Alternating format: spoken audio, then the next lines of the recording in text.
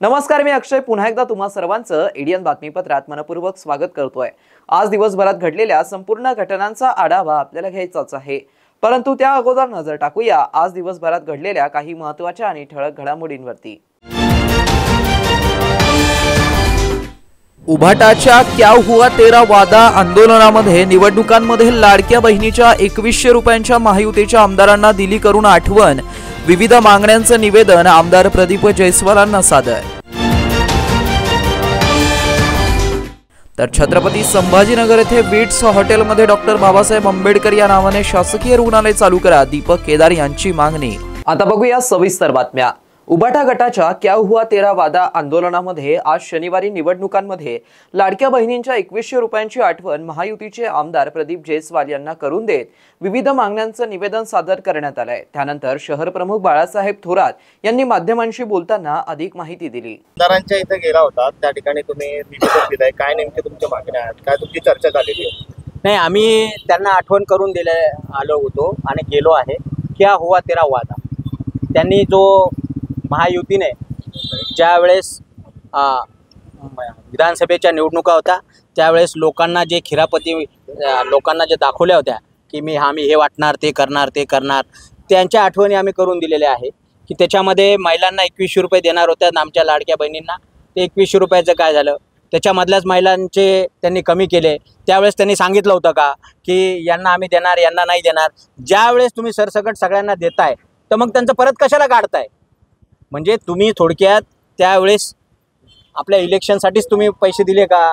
मग तो सरकारचा पैसा आपण जो वाटलेला आहे नागरिकांना वाटलाय तो काय घुसच्या स्वरूपात होता का? त्या पैशाच्या स्वरूपात तुम्ही जे पैसे दिले त्यावेळेस हा एक रिश्वत होती का? हे सगळे प्रश्न निर्माण झालेले आहे। कारण की आता लाडक्या बहिणींना पैसे मिळत नाही आहे। त्यांनी जवळपास 7-8 लाख महिलांचे नावं कमी केलेले आहेत। त्याचप्रमाणे या ठिकाणी माननीय मुख्यमंत्री देवेंद्रजी फडणवीस हे ज्यावेळेस इथं आले होते त्यावेळेस त्यांनी घोषणा केली होती की 6 महिन्यात आम्ही आमचं सरकार आल्यावर पाणी देऊ।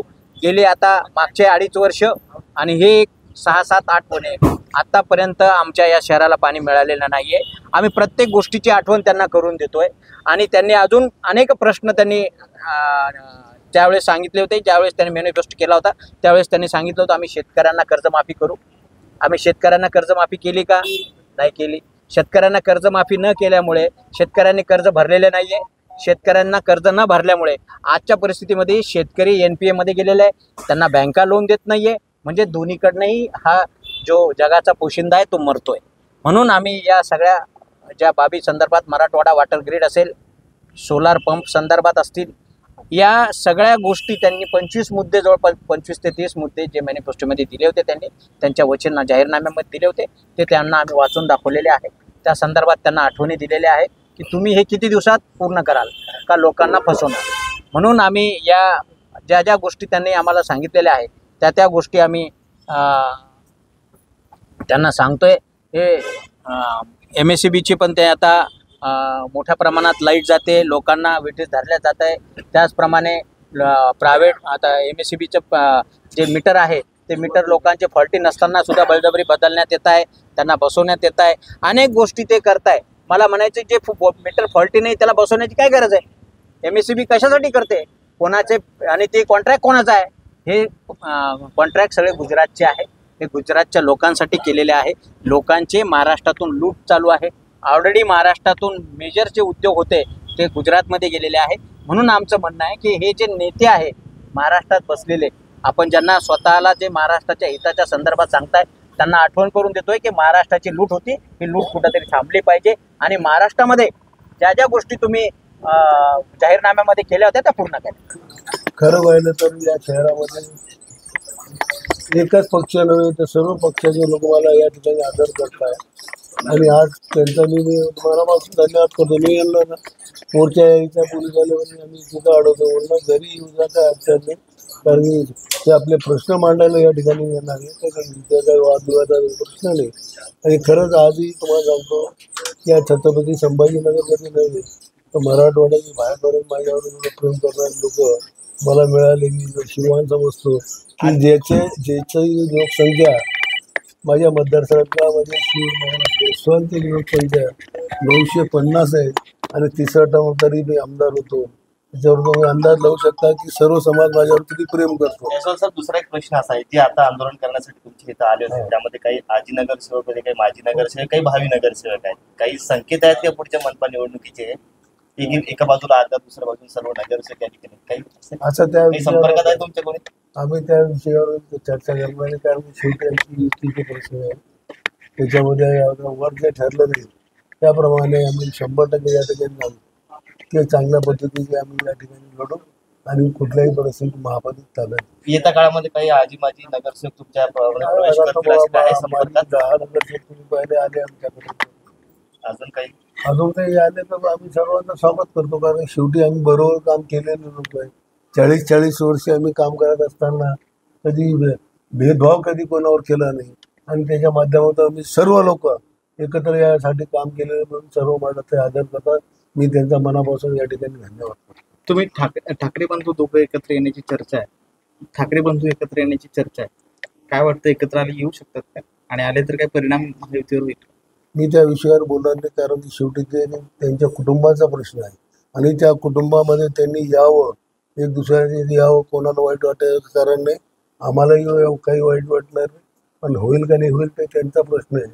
आणि शेवटी दोघं भाऊ आहे, दोघं भाऊ एकत्र आले तर आम्हाला काही त्रास होईल काही कारण नाही. आतापर्यंत तुम्ही दोघांनी सोबत प्रश्न सोडले सगळे, आता जे जिल्ह्याचे असतील किंवा शेतकऱ्यांचे असतील, पण आता अशी वेळ आली की ते निवेदन स्वीकारावं लागलं. म्हणजे हा असा प्रसंग कसा वाटतो, या प्रसंगाला कसा वाटतो? मी पहिल्यांदा असं निवेदन स्वीकारलं आणि यासाठी की त्यांनी काही प्रश्न महत्त्वाचे आहेत आणि ते प्रश्न खरं पाहिलं तर मी मुख्यमंत्री उपमुख्यमंत्री यांना सर्वांना एकत्र घेऊन या विषयावर चर्चा करणार आहे. कारण शेवटी शेतकऱ्यांचा विषय सर्वात महत्त्वाचा आहे, लाडकी बहिणीचा विषय महत्त्वाचा आहे. कारण जे महत्त्वाचे विषय आहेत ते सुद्धा आपण या ठिकाणी CM डिप्टी CM यांच्याकडे मांडायला पाहिजे. वेळ आली तर नाही जमलं तर विधानसभेमध्ये प्रश्न टाकून त्या प्रश्नावर उत्तर सुद्धा घेता येईल अशा पद्धतीने या ठिकाणी काम करणार. जयस्वाल सर, यातले बरेच जण हे तुमचे जुने सहकारी होते, तर जुन्या सहकाऱ्यांकडूनच तुम्हाला निवेदन स्वीकारावं लागतं, त्यांच्याकडून पुन्हा एकदा मागण्या ऐकून घ्याव्या. कारण शेवटी हा विषय बघा, मी सांगितलं की हे सर्वांचं प्रेम आहे आणि आम्ही प्रेमापोटी ते कुठल्या पक्षात गेले, मी कुठल्या पक्षात गेलो, कोणी कुठं गेलं, त्याच्यापेक्षा त्या लोकांचं आमचा सर्वांचा प्रेम आहे. आणि मी पोलीस डिपार्टमेंटला डायरेक्ट सांगितलं माझ्या घरी येऊन जा, काही प्रॉब्लेम नाही. कारण शेवटी इथं आम्ही तेही आले असतील तर याच्यामुळे आले की ते आले यासाठी की शेतकऱ्यांचा प्रश्न आहे, लाडकी बहिणीचा प्रश्न आहे. त्या प्रश्नाबाबतीत चांगले विषय घेऊन आले आणि हे विषय नक्की मी मुख्यमंत्री आणि उपमुख्यमंत्री शिंदे साहेबांच्या कानी घालून लवकरात लवकर सोडवण्याचा प्रयत्न करतो. महाकारुणिक तथागत सम्यक संबुद्धांच्या महापवित्र धातू व 5 अहर्तांच्या महापवित्र अस्थि धातू आपल्या मायदेशी भारतात संघगिरी महाविहार मयूर मृगदायवन आडगाव जावळे तालुका पैठण येथे प्रतिष्ठापना करण्यासाठी पूज्य गुरु भंते ज्ञानानंद महाथेरो श्रीलंका यांच्या मैत्री अनुकंपेने पूज्य भिखू ज्ञानरक्षित थेरो यांना महासंघदानाच्या महापुण्यफळ म्हणून प्राप्त झाले आहेत. दिनांक 9 जून 2025 सोमवार रोजी श्रीलंकावरून छत्रपती संभाजीनगर विमानतळावरती संध्याकाळी 8:30 वाजता घेऊन येणार आहेत. त्यानंतर रात्री 9 वाजता नागसेन वनातील मिलिंद महाविद्यालयाच्या प्रांगणातील बोधी वृक्षाखाली लोकदर्शनासाठी ठेवण्यात येणार आहेत. तरी महाकारुणिक तथागत व 5 अहर्तांच्या दर्शनासाठी सफेद वस्त्र परिधान करून प्रत्यक्ष येऊन महापुण्य अर्जित करावं असं आवाहन पूज्य भिखू ज्ञानरक्षित थेरो यांनी श्रीलंका येथून एडियनच्या माध्यमातून केलं आहे. नमो बुद्धाय, नमो धम्माय, नमो संघाय. 3 रत्नाला त्रिवार अभिवादन. बोधिसत्व डॉक्टर बाबासाहेब आंबेडकर यांच्या समग्र धम्मक्रांतीला शेवटच्या श्वासापर्यंत समर्पण. महापुण्यवान श्रद्धावान उपासक उपासिकांना कळविण्यात अत्यंत हर्ष होत आहे की आपल्या सर्वांच्या महापुण्यबळामुळे बोधिसत्व डॉक्टर बाबासाहेब आंबेडकरांच्या अथक परिश्रमामुळे भारतामध्ये पुन्हा बौद्ध धम्म हा प्रकाशित झालेला आहे व प्रसारित होत आहे। मी भिक्खू ज्ञानरक्षित थेरो आपल्या सर्वांसाठी एक महान पुण्यसंधी घेऊन येत आहे। पूज्य गुरु भंतेजी किरीबत गोड ज्ञानानंदजी महास्तवीर श्रीलंका महामेवना सेंटरचे प्रमुख यांच्या अनुकंपेतून करुणा मैत्री चित्तातून संगगिरी महाविहार मयूर मृगदायवन आडगाव जावळे तालुका पैठण जिल्हा छत्रपती संभाजीनगर औरंगाबाद जे धम्ममय भारत मिशनच्या द्वारे जे बौद्ध धर्माचं प्रचार आणि प्रसाराचं केंद्र बाबासाहेबांच्या स्वप्नातील उभं राहत आहे भिक्खू ज्ञानरक्षित थेरो यांच्याद्वारे त्या विहारासाठी तथागत सम्यक संबुद्धांची महापवित्र व 5 अरहंताच्या महापवित्र अस्थि धातू भारतासाठी प्राप्त होत आहेत आणि प्राप्त झालेले आहेत। मी श्रीलंकेमध्ये आहे सध्या। पूज्य भंतेजीची अनुकंपा आहे की त्यांनी तथागत सम्यक संबुद्धांची धातू व 5 अरहंतांच्या अस्थि धातू भिक्खू ज्ञानरक्षित थेरो यांना संगगिरी महाविहारासाठी दिलेल्या आहेत। त्या पवित्र अस्थि धातू मी भारतामध्ये 9 जून 2025 रोजी वार सोमवार मी भारतामध्ये घेऊन येत आहे। तर औरंगाबादच्या विमानतळावर संध्याकाळी ठीक 8:30 वाजता मी उतरणार आहे व त्या अस्थीच्या दर्शनासाठी स्वागतासाठी सन्मानासाठी आपण विमानतळावर पुष्प घेऊन पांढरे शुभ्र कपडे परिधान करून येऊ शकता। त्यानंतर रथामध्ये ठेवून वाजत गाजत त्या अस्थी बोधिसत्व डॉक्टर बाबासाहेब आंबेडकरांनी स्वतःच्या शुभ हस्ते जो लावलेला बोधिवृक्ष आहे मिलिंद कॉलेजच्या प्रांगणामध्ये नागशेनवनात त्या ठिकाणी त्या बोधिवृक्षाखाली त्या अस्थी लोकदर्शनासाठी ठेवल्या जाणार आहेत। तर जास्तीत जास्त लोकांनी मिलिंद कॉलेजच्या प्रांगणामध्ये पांढरे शुभ्र कपडे परिधान करून त्या ठिकाणी 108 शुद्ध दीपाने पुष्पधुपाने तथागतांची व 5 अरहंताची महापूजा केली जाणार आहे व लोकांना दर्शनासाठी ठेवल्या जाणार आहे। तर ही अति दुर्मिळ संधी पुण्यसंधी आपण न गमावता त्या दर्शनासाठी यायचं आहे।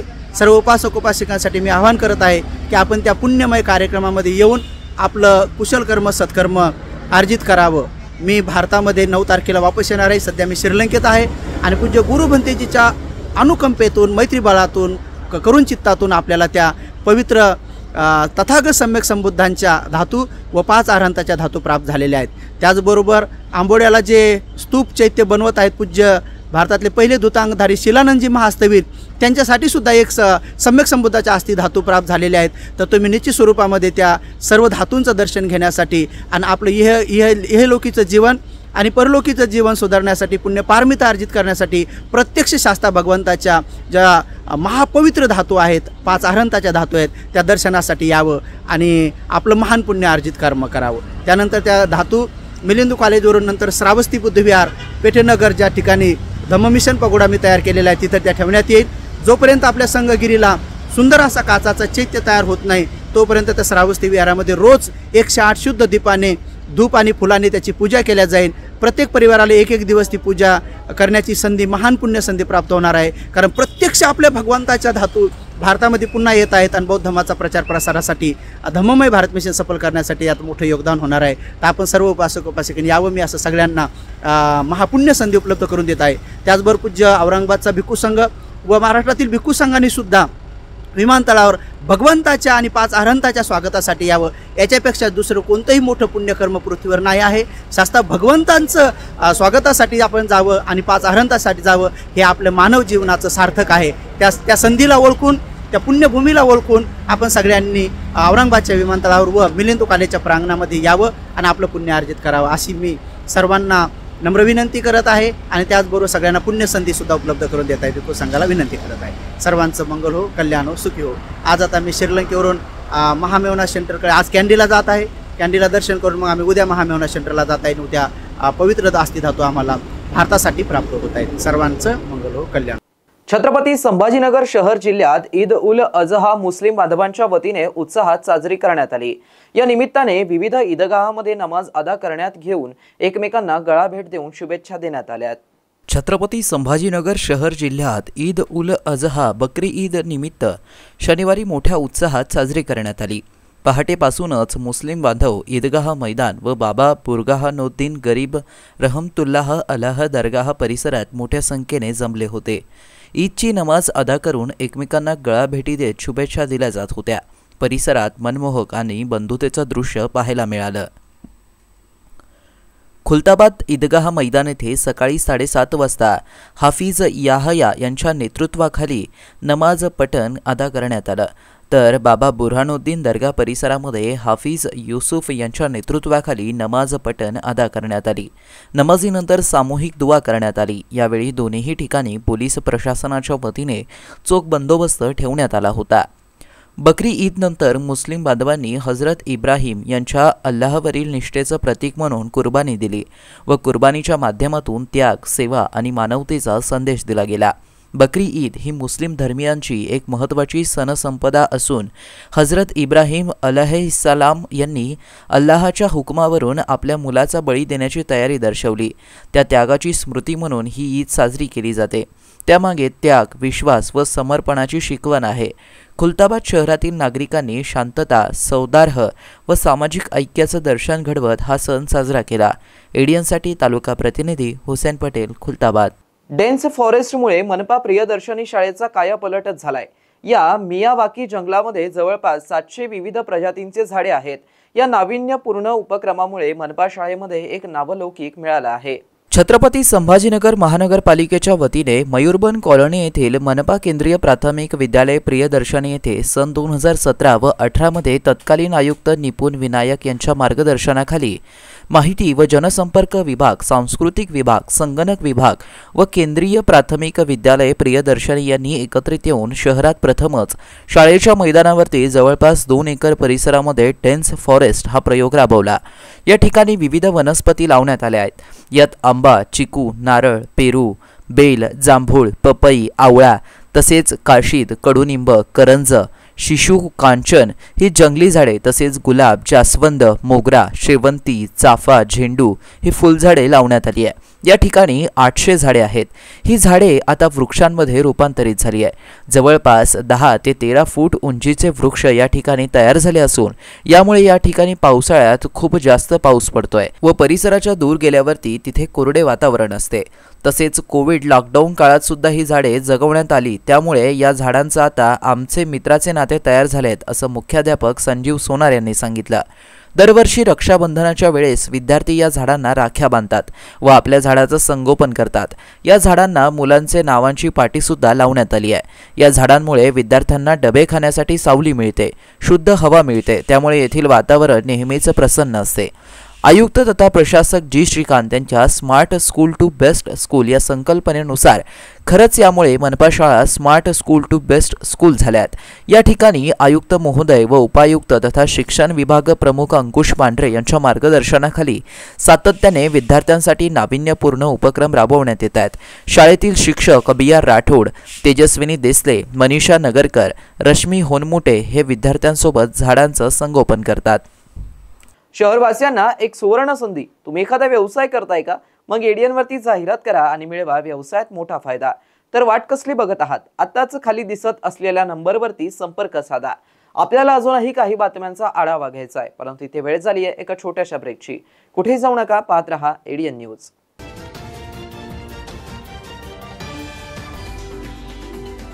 अनेकांच्या मनात स्वप्न असते की देशाची सेवा करायची, परंतु काही लोकच योग्य प्रशिक्षण घेऊन ते वास्तवात पूर्ण करतात. वास्तविक सैनिक बनणे सोपं काम नाही, कारण प्रशिक्षणाच्या मैदानापासून ते युद्धाच्या रणांगणापर्यंत प्रत्येक क्षण संघर्षमय असतो. फक्त जो इमानदार, समजूतदार असेल आणि ज्याची इच्छाशक्ती प्रबळ असेल असाच व्यक्ती या क्षेत्रात टिकू शकतो. प्रत्येक वर्षी अनेक परीक्षार्थ्यांना यश प्राप्त होते, ते फक्त आणि फक्त गरुडचे अकॅडमी. पंख आम्ही देतो, उंच भरारी तुम्ही घ्या.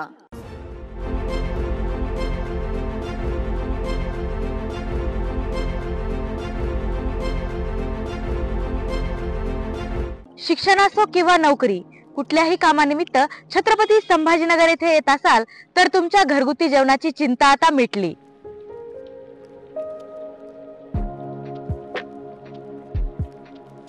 नमस्कार, मी पूजा दाता. माझं कॉलेजचं शिक्षण पूर्ण झाल्यावर मी काही वर्ष नोकरी केली, काही वर्ष गृहिणी होते आणि नंतर रुचिरा स्वयंपाकघर सुरू केलं.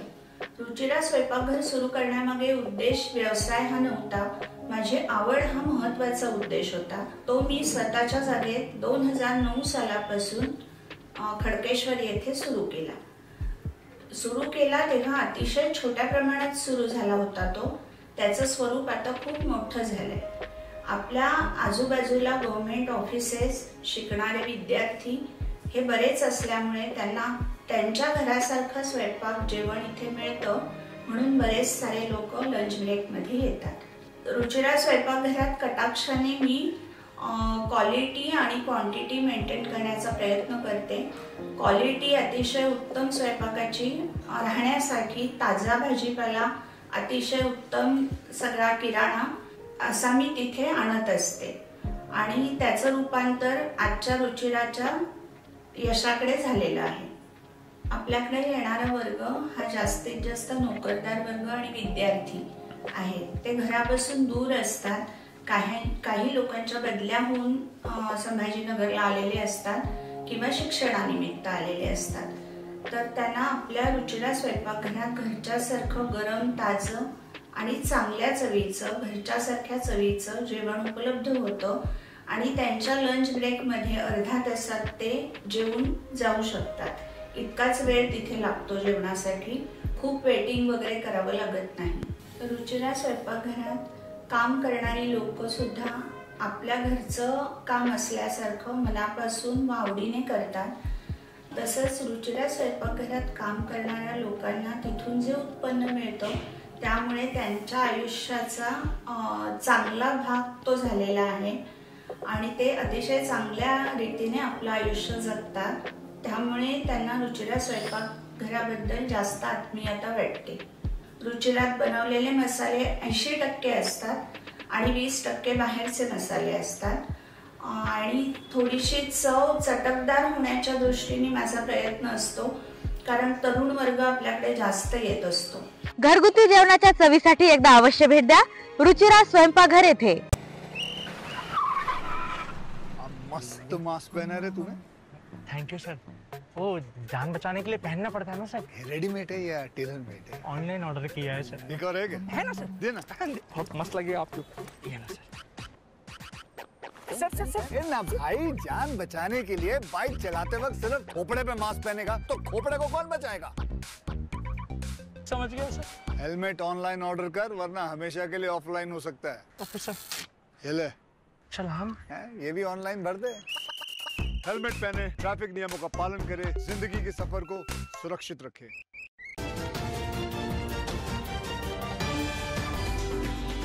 ब्रेकनंतर पुन्हा एकदा स्वागत. आपण बघत आहात एडियन बातमीपत्र.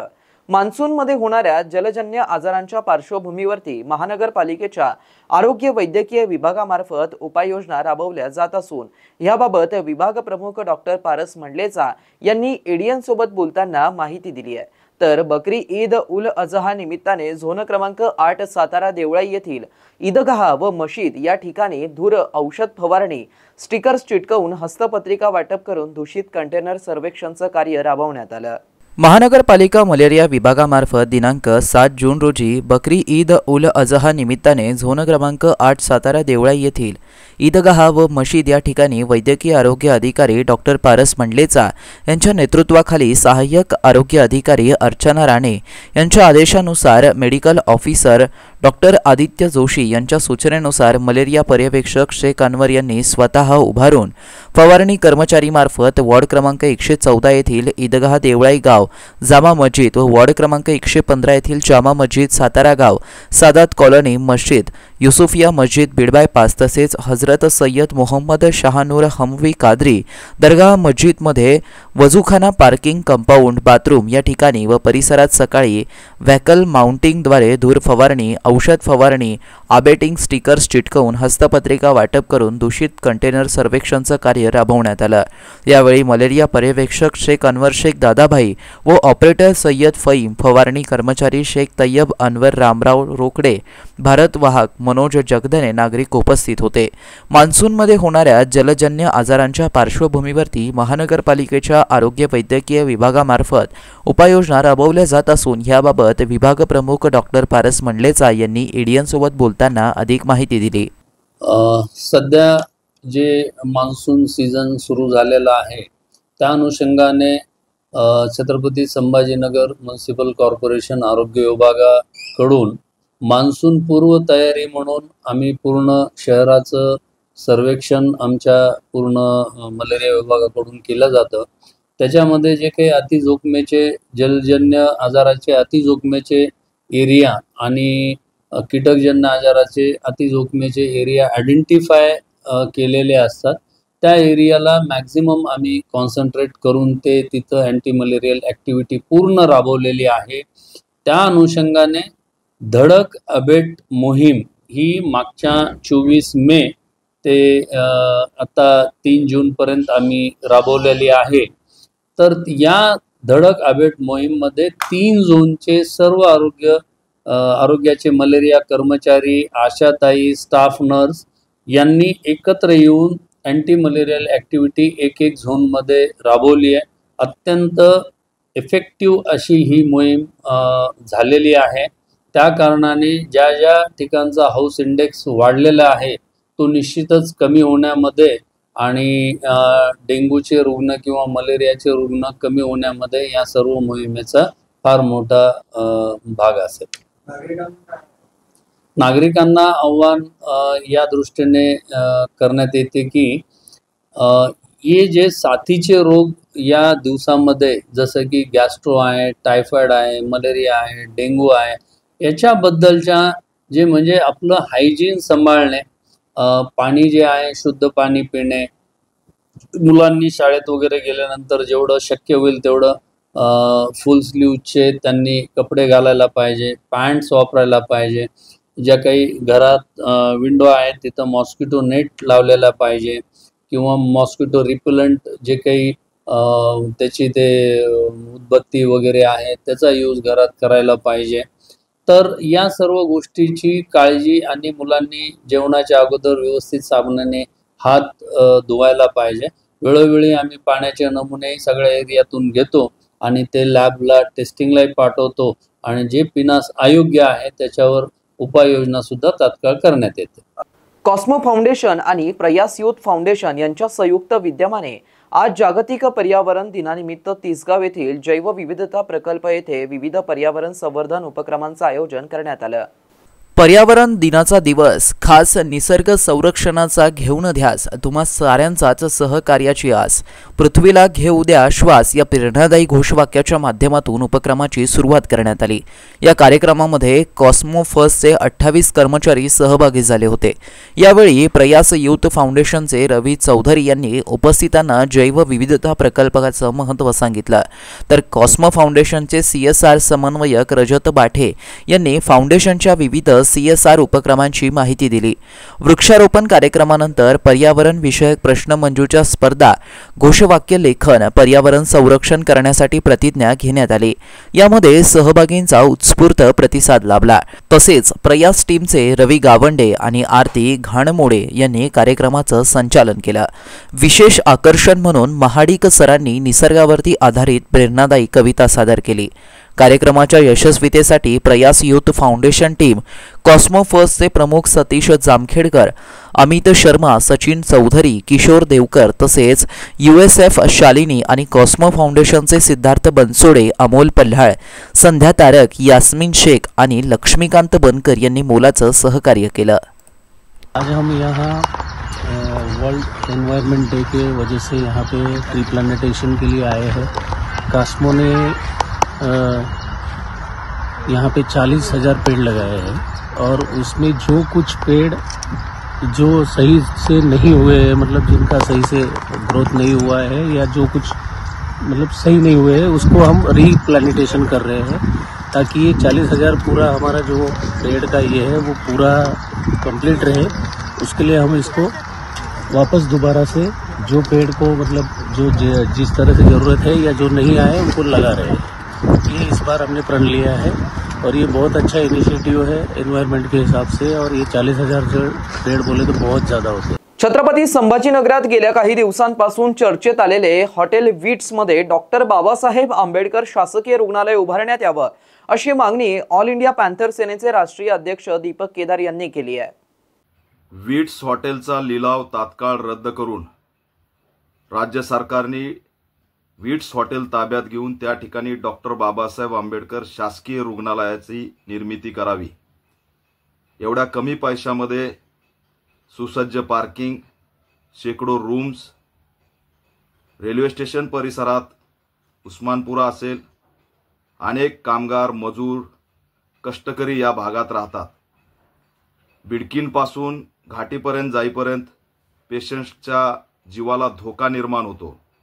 त्यासाठी विट्स हॉटेल हे हॉस्पिटलसाठी एक चांगला पर्याय आहे आणि त्यासाठी आम्ही आज मुख्यमंत्री देवेंद्र फडणवीस यांना ईमेलद्वारे निवेदन पाठवलंय, ट्विट केलंय आणि त्यांच्याकडे मागणी केली आहे की हा लिलाव रद्द करणं कायदा व सुव्यवस्थेच्या अँगलनी सुद्धा खूप महत्त्वाचं आहे।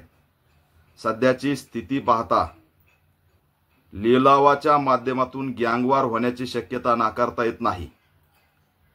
छत्रपती संभाजीनगरचं बीड व्हायला वेळ लागणार नाही एवढं सामाजिक आणि राजकीय वातावरण या ठिकाणी दूषित झालेलं आहे। त्यामुळे आम्ही मागणी करतोय की विट्स हॉटेलला तात्काळ राज्य सरकारने ताब्यात घ्यावं, लिलावाचे जे पैसे असतील ते सरकारने भरावेत आणि या ठिकाणी डॉक्टर बाबासाहेब आंबेडकरांच्या नावाने शासकीय रुग्णालय सुरू करावं। जागतिक स्तरावरती या शहराची ओळख बुद्धिस्ट लेणी, बुद्ध लेणी म्हणून आहे। त्या विट्स हॉटेलला बुद्धिस्ट सर्किट हाऊस सुद्धा करण्याचा पर्याय आपल्या पुढे खुला आहे। आम्ही हे पर्याय राज्य सरकार पुढे मांडलेले आहेत। त्यांनी तात्काळ यावरती भूमिका घ्यावी अशी ऑल इंडिया पॅन्थर सेनेची मागणी आहे। शेवटी पुन्हा एकदा नजर टाकूया आज दिवसभरात घडलेल्या काही महत्त्वाच्या आणि ठळक घडामोडींवरती। उभाटाच्या क्या हुआ तेरा वादा आंदोलनामध्ये निवडणुकांमध्ये लाडक्या बहिणीच्या 2100 रुपयांच्या महायुतीच्या आमदारांना दिली करून आठवण, विविध मागण्यांचं निवेदन आमदार प्रदीप जयस्वालांना सादर। तर छत्रपती संभाजीनगर येथे विट्स हॉटेलमध्ये डॉक्टर बाबासाहेब आंबेडकर या नावाने शासकीय रुग्णालय चालू करा, दीपक केदार यांची मागणी। आणि याबरोबरच हे बातमीपत्र इथेच संपलं। पुन्हा भेटूया पुढील बातमीपत्रात। तोपर्यंत पाहत रहा आपल्या हक्काचं बातमीपत्र एडीएन न्यूज।